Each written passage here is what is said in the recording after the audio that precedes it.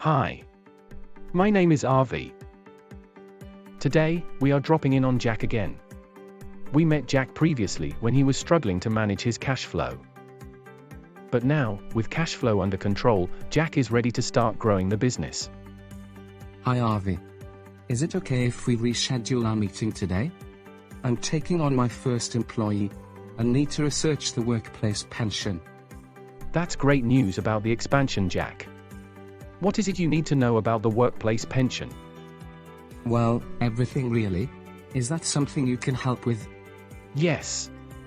Actually, it is. How about we keep the meeting today and go over this instead? That would be great, thanks. See you later. Okay. Before we go any further, let's look at what automatic enrollment is. And why, as a new employer, Jack needs to know about the workplace pension. Under the Pensions Act, 2008. And as a way to encourage workers to save for retirement.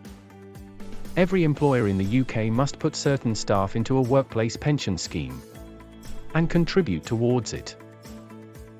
This is called automatic enrolment. And it's called a workplace pension because it's a way of saving for your retirement that's arranged by the employer. Well, it's time for my meeting with Jack now. See you there. Okay, Jack. Now that you understand what auto-enrollment is, and why as an employer you may need a workplace pension, the first thing to ask is, do you plan to use postponement? What's that? Postponement is a way for employers to delay working out who to put into a pension scheme. The delay can be for up to 3 months, and for some, or all, of their staff. If using postponement, employers must write to their staff individually to tell them that they have postponed automatic enrollment for them, and how it applies to them. It can be used for various business reasons, such as having seasonal or temporary staff, needing more time to set up a pension scheme, or aligning automatic enrollment with other business processes. Ah, I see now. In that case, no. I don't want to use postponement. Okay, if you are not using postponement, or at the end of the postponement period, if you are, you will need to assess your workforce to establish if you need to set up a workplace pension. The assessment takes into account the age of the worker and how much they earn in deciding how they should be treated for the workplace pension. There are 3 main categories of worker under the workplace pension in the UK. Eligible job holders, non-eligible job holders, and entitled workers. Eligible job holders are workers who are aged between 22 and state pension age. They must work in the UK and earn above the earnings trigger for automatic enrolment. This is currently £10,000 per annum in the 23-24 tax year. Workers that meet these criteria must be automatically enrolled into a workplace pension scheme by their employer.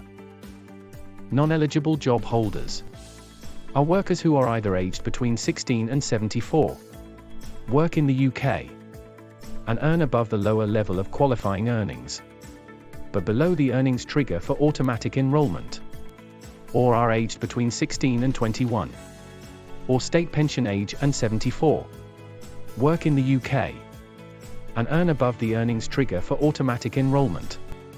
These non-eligible job holders can opt in to join a workplace pension scheme if they want to, and their employer must then contribute to it.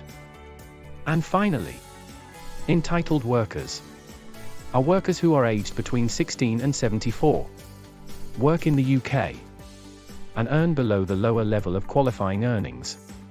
They can ask to join a workplace pension scheme, but their employer does not have to contribute to it. Okay. My new employee is 25, and their starting salary is £2,000 per month, so that means, as I am not using postponement, I need to set up a workplace pension and automatically enroll them straight away. That's right. Because your employee meets the criteria to be classed as an eligible job holder, you need to set up a workplace pension and automatically enroll them into the scheme.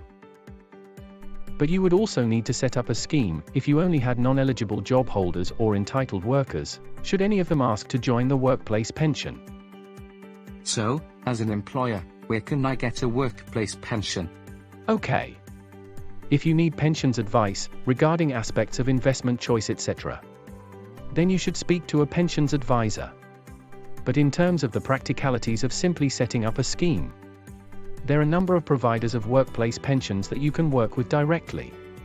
These include the People's Pension, Smart Pension, Now Pensions, and Aviva. But if you wish us to assist with setting things up, the organization we work with is Nest. Nest is a government-backed scheme that was set up to facilitate automatic enrollment for employers of any size. It has low charges compared to some other providers, offers a range of ethical and environmental investment options, and if you are running payroll through Xero, then you can link it to Nest to automatically update the pension contribution schedule in Nest straight from Xero. Yes, I would prefer if you can set it up for me. No problem. The next thing to think about are the contribution levels. The total minimum contribution is 8% of qualifying earnings, where qualifying earnings are the band between the lower level of qualifying earnings, currently £6,240 per year, and the upper level of qualifying earnings, currently £50,270 per year. Of this 8%, the minimum employer contribution is 3% of the qualifying earnings. This means that employers have to pay at least this percentage of the worker's earnings, between the lower and upper level of qualifying earnings, into their pension fund, where the employer does pay the minimum 3%. The minimum employee contribution is 5% of the qualifying earnings. This means that workers have to pay at least this percentage of their earnings, between the lower and upper level of qualifying earnings, into their pension too. Tax relief can mean that the amount deducted from the employee's pay will be less than the 5% contribution, but we won't go into the details of that here. Where the employer contribution is higher than 3%, the employee contribution can be lower than 5%. As long as the total of qualifying earnings paid into the pension is still at least 8%. Okay. Let's start with the minimum contributions. Okay, Jack. I will get that set up for you with Nest. And as you are using the payroll module in Xero's cloud accounting software, we can automate a number of the ongoing tasks and processes relating to payroll and pensions, such as adding new employee details to Nest, and creating and updating pension contribution schedules. And when you run the first payroll period, Xero will generate the appropriate correspondence relating to the workplace pension, and will email it directly to the employee. As an employer, you will also need to complete a declaration of compliance to tell the pensions regulator that you are completing your duties under the workplace pension. But we can complete that for you as well. You will also need to complete a re-declaration of compliance every 3 years.